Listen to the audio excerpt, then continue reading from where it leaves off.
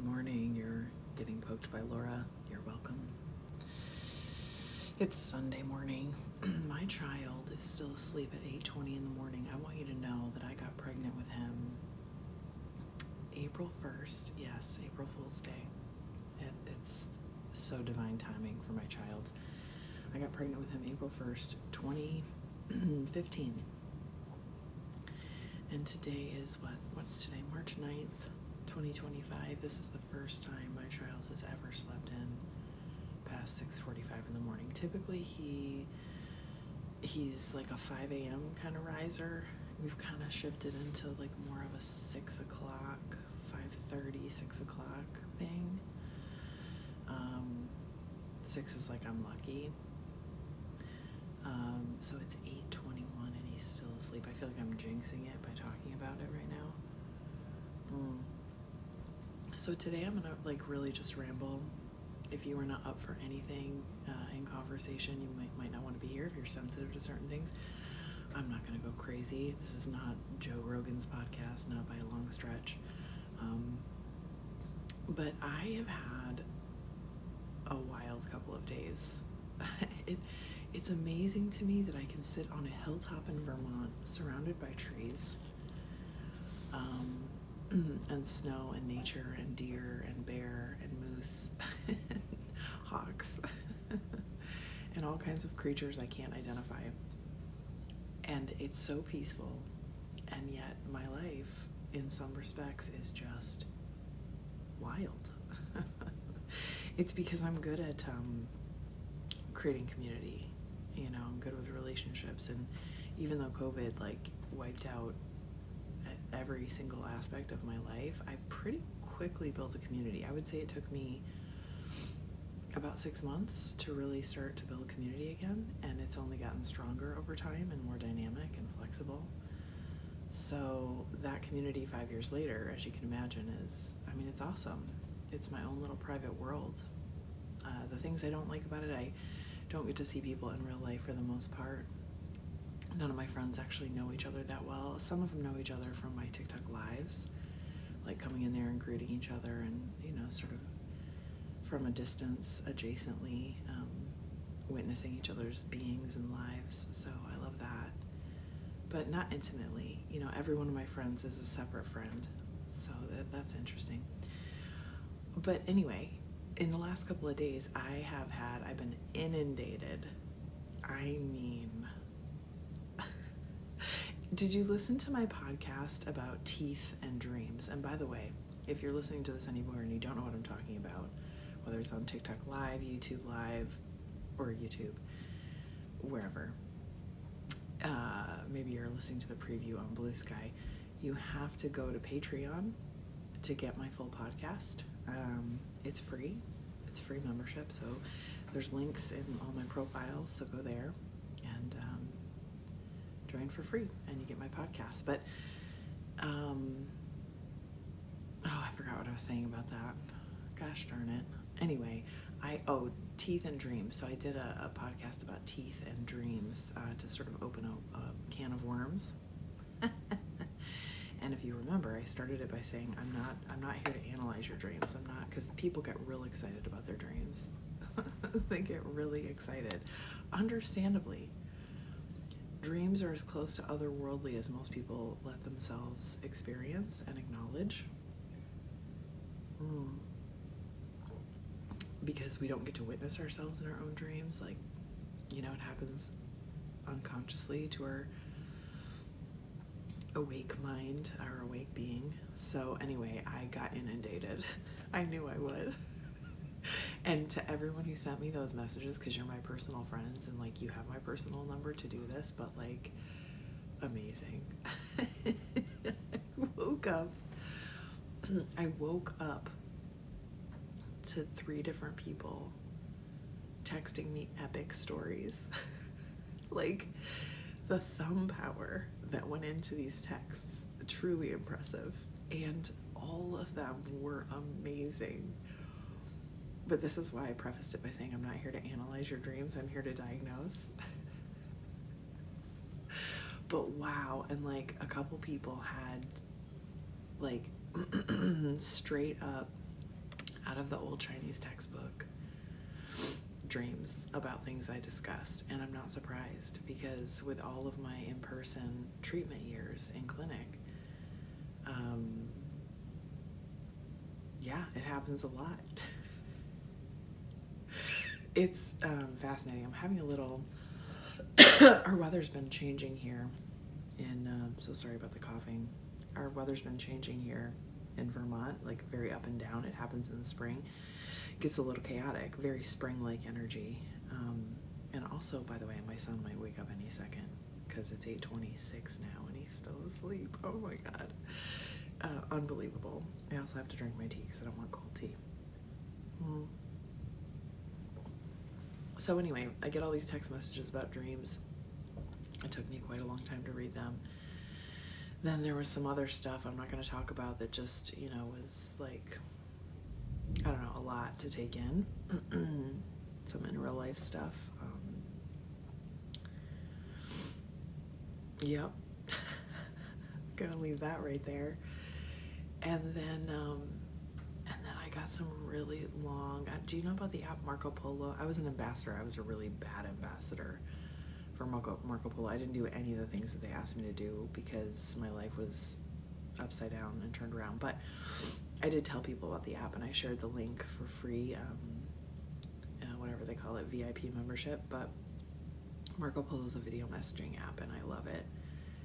And the people who are closest to me have my Marco Polo because I want to feel close to people. I want to see their faces. I want them to see mine. It's a really cool app. Try it out if there's somebody that you love that you would like to feel closer to, who you can't be with. And I woke up, or yesterday, at some point, I checked my Marco Polo and I had 3 different messages from 2 very good friends. Epic polos, epic. And I tried to get through them, but it didn't happen yesterday. So I got through them this morning. And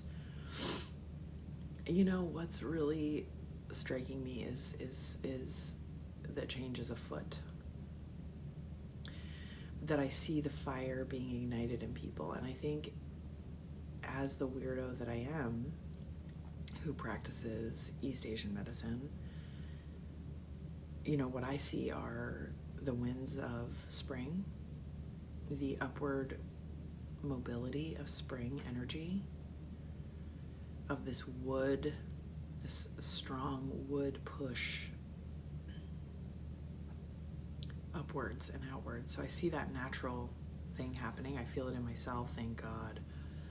Winter was not bad, but I'm ready for spring. And in Vermont, it is not here. We have lots of snow still. It snowed yesterday. I sent a video the other day to like 6 different friends, and 3 of them messaged back and went, "Oh my God, you have so much snow." And I was like, half of it melted last night. Like, this is a lot of snow to you. Oh, wow, Vermont takes over fast. Wow, hold on. Yikes. I'm in bad winter shape. Okay, so what was I saying? I don't remember. Oh, right, the video messages. So the video messages, they were just epic. They were epic. Like, stories and theories and perspectives and worry and hope, and just like, yeah, man. And okay, this is something I did want to comment on today, and I think it's a very hopeful thing, and I've had people scold me for my hope a lot. I want to stress that, in my opinion, it's not toxic hope. I think that I have a perspective as an individual that allows me to take a lot of steps back that I think is hard for a lot of people. And I think it's a privilege that I have this, but I know that my perspective is valid, and that it holds some truth that I think is important, which is that, in my opinion, it is very clear that we are a compromised nation in many ways. In many ways. Capitalism compromising us the most, giving us a reason, an excuse, and at this point really coercively into behavior that is not moral, not taking care of each other. And we live in a system, right? When people talk about things like systemic racism, it's because it's baked into the system. So when people take it personally, they're really missing the point, but also proving the point, right? It's so baked in that we can't see it. It's so, with everything that's going on, however you see that, I have heard people sort of sink into despair about what is going to become of us, right? And a loss of free speech, a loss of rights, and that already exists. Those things already exist. It's just how bad is it going to get? And I think that's the discussion that a lot of people are living in fear about, is how bad is it going to get?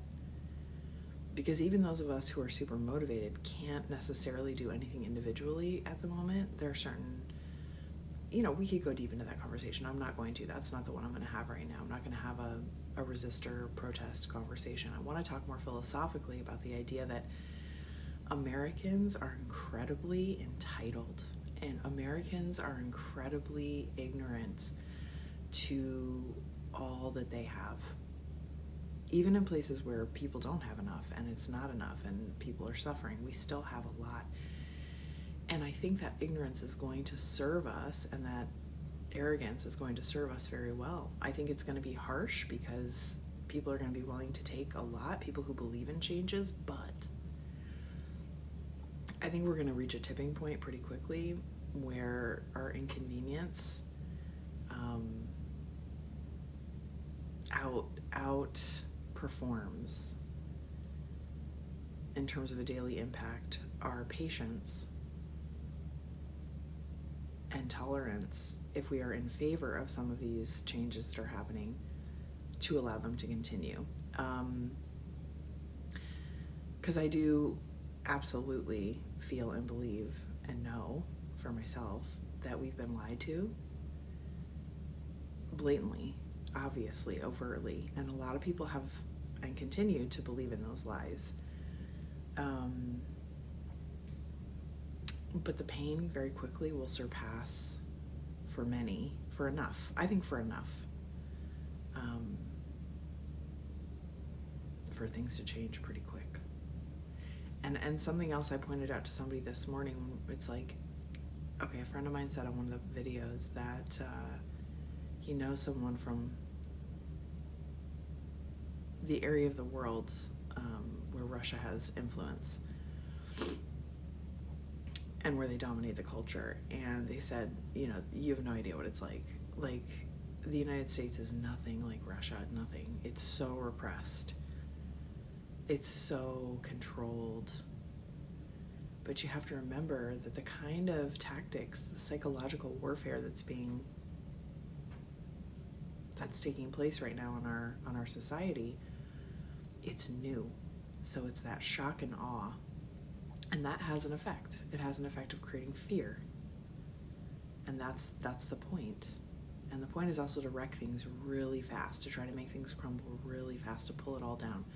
The problem is that in Mother Russia, people have been under this influence for decades, for generations, and so they are beaten down as a people.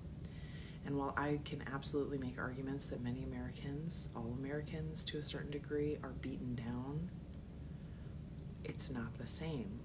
We have been fed certain lies that we really believe in. And good for us. We should.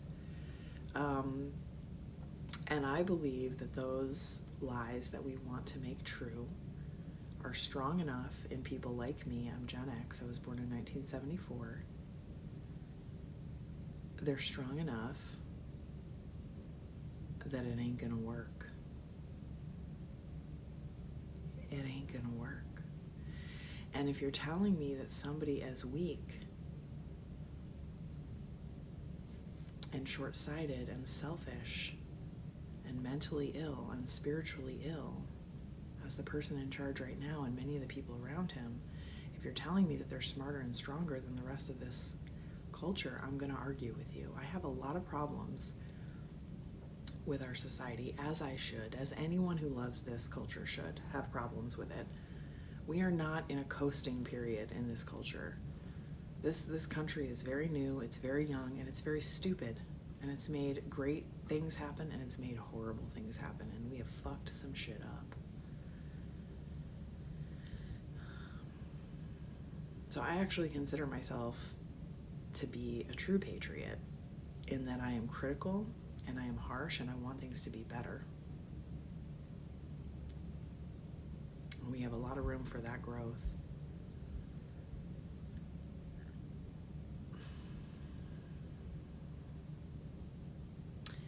I think we're going to be okay.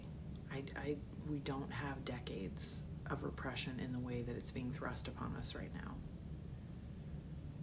I don't think this is going to go away fast. I think it's going to get a lot worse. I think there's going to be a lot of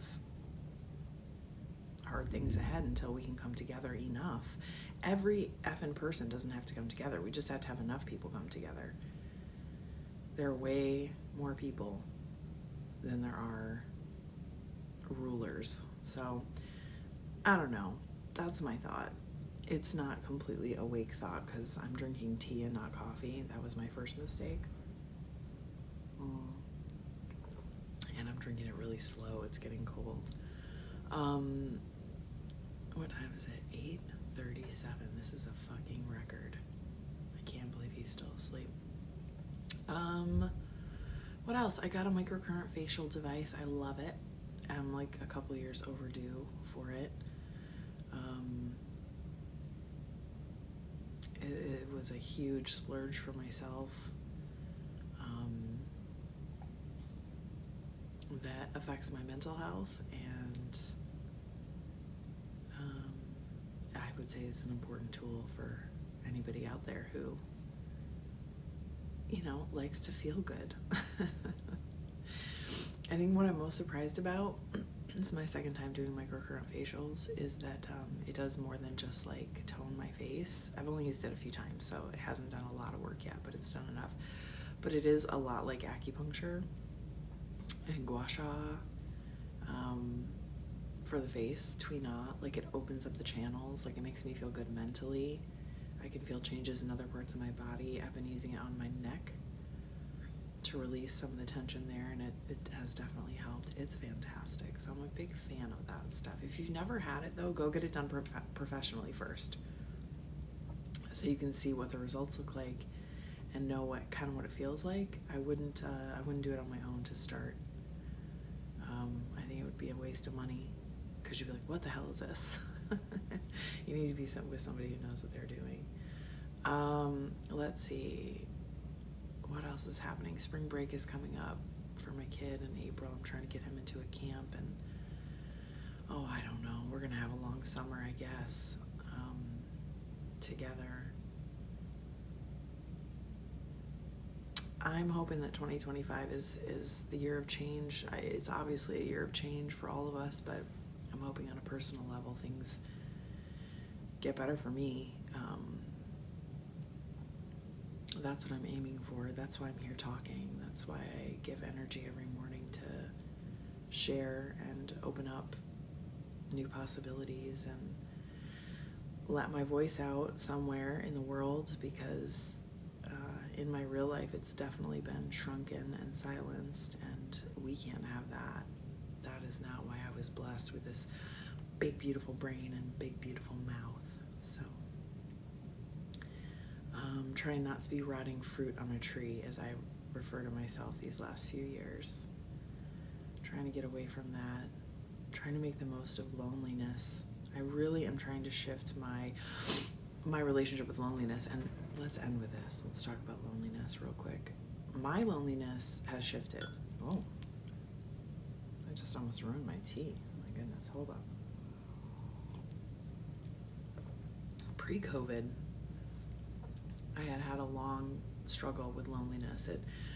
I dealt with it in chunks through therapies, education, personal work, and commitments and goals.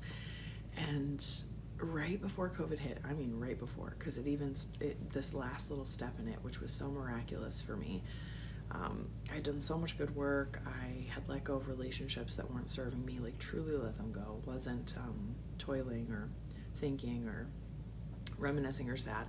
But deep inside, deep inside, whenever I would find myself alone, I would have this like sort of like, I can only describe it as like fear, but this ache of like this deep loneliness.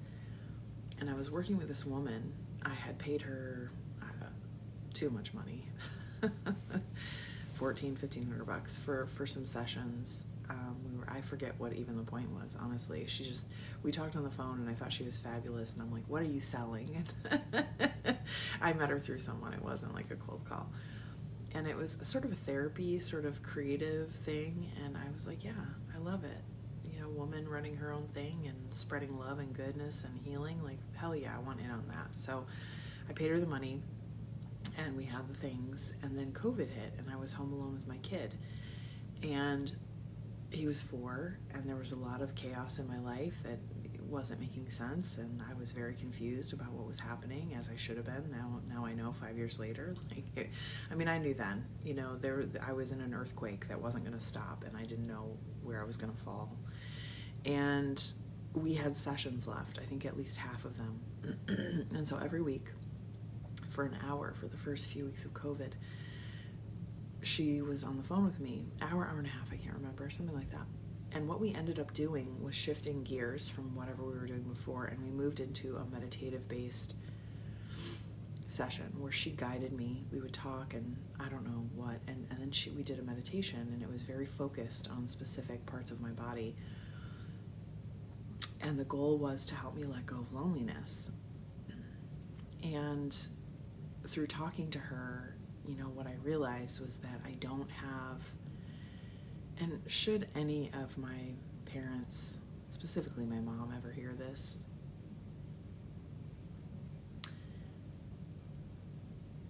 there's a lot more that could be said about this, but I'm going to say my truth.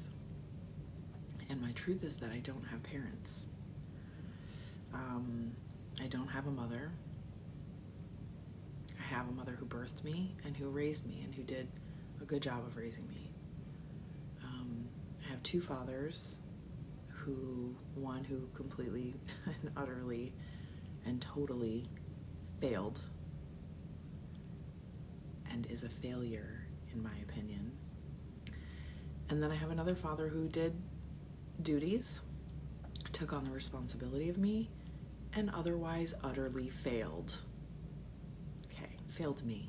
And I have every right to say that, and I will say that, and I did just say that. So I don't have anybody who's there for me. I don't have people who check in on me, who know me, who care about me, who are interested in me, who love me enough to get past their own egos, to listen, to engage, to be loyal, to be loving, to be kind, to stop abusing me. Okay, I don't have people in my life like that. So my son doesn't have grandparents on my side. It's a very painful thing that I have worked through at many stages of my life. And this woman, right before COVID, guided me through these sessions where we talked about the Mother Earth, and we talked about Father Sky, which I'd never heard and I still think sounds a little funny, but I take it, I love it, because what she said was, because nature has been my healer throughout my life. When I've really needed to heal, it's nature that I go to, and it's nature that heals me, and it's so simple. It's so easy. And so she reminded me that they are literally always here for me. Every second, every moment, they never abandon me. They are always here. They are true parents. They are true supporters in a literal sense every second, even when I forget, even when I don't notice, even when I'm not present, even when I'm not grateful. It doesn't matter. They are always here for me. And it was something about her explanation of those things and something about the meditations combined. I am telling you, it was the biggest miracle for me because, and I'm going to get back to loneliness, because in that moment, in that session, I truly felt it. I truly felt that support. I truly understood it. I think because I also understood what I had lost and what I never had, and that I would never have it. that I would never have that kind of love in my life, that I would never have that kind of support in my life. And knowing that that is true and accepting that already, but then being left with that hole, the earth and the sky filled it in. And so that deep stuff is gone, but the stuff from COVID is still here. What time is it? 8:45. 8:45, and he's awake. Hold on. Are you recording or I'll be you right on back. live? I'm both. Hold on. I'm gonna stop. Let's pause this. Okay.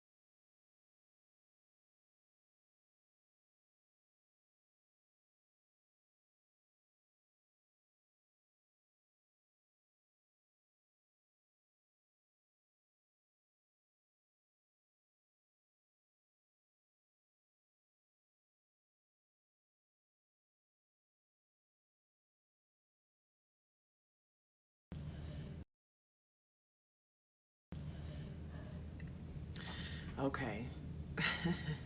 He's in a good mood because he slept. So, loneliness, changing my relationship with loneliness is where this started. And so at the beginning of COVID, I had a huge shift that really took that deep, that little nugget of deep ache that I'm lacking. I took that away, and I realized, no, I'm not. I'm awake. I'm awake to what really supports me. I'm awake to what really provides for me.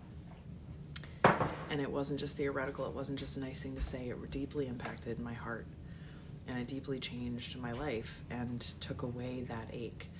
But the kind of loneliness that I'm going through, and that frankly I'm realizing, my son is going through as well, is just the loneliness of culture, of society, of social gatherings.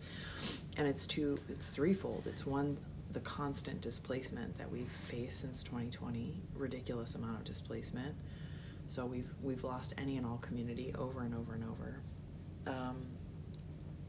It's technical poverty, right? It's not having any money to do anything, to go anywhere.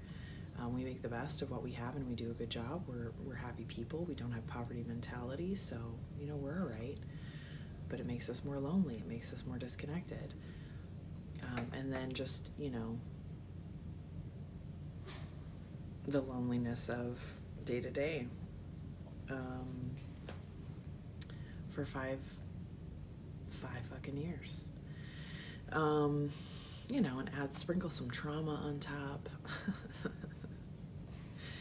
So, I'm trying to redefine my relationship with this kind of lonely. And it's starting to take roots, because being sad about being lonely sucks. And I think at some point you just gotta cuddle up with it and make it your lover. So that's what I'm doing. I am making loneliness my lover. Laura Lois is making loneliness her lover. it's a whole bouquet full of L's. Take that for what you will. So he's up. We're gonna hang out. He's next to me being cute and knowing it. Oh, it's the worst when they know. Do you want to say anything, Kai? No. Okay. Just. No. Oh, you're trying to get the blanket? Anyway, happy micro currenting. I really hope your Sunday's good. I'm kind of worried about everybody. Everybody I know is pretty up and down and stressed out. And then I worry about the people who are real disconnected from what's going on too, because you gotta be a little awake right now. So just thinking about everybody, hoping to provide some useful stuff here and get into more conversation. We've been having good ones. The dreams and teeth episode definitely struck some chords. I got a lot of feedback, not on Patreon, which I want people to put stuff there too, but personally people definitely let me know that episode was a little bit of a hit. So all right, have a great Sunday. Love you. Subscribe to my YouTube, subscribe to my Patreon. I'm also on Blue Sky and TikTok.